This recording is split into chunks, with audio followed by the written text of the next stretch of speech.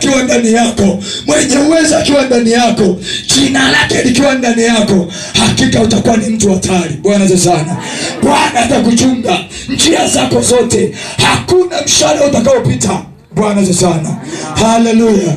Anasema Bwana ndiye mchungaji wako, hata kupungukia. Kwenye ndoa atakupungukia, kwenye elimu atakupungukia, kwenye biashara yako atakupungukia. Bwana sana.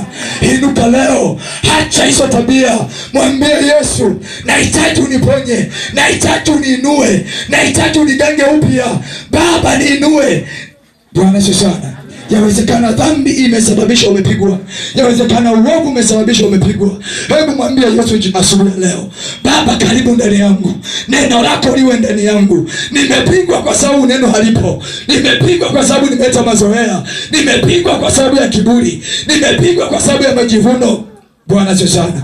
Mwambie Yesu asubuhi leo, nahitaji Baba uinuke kwa upya, uwe ndiye mchungaji wangu, nisiwe kama Gehazi. Bwana sana.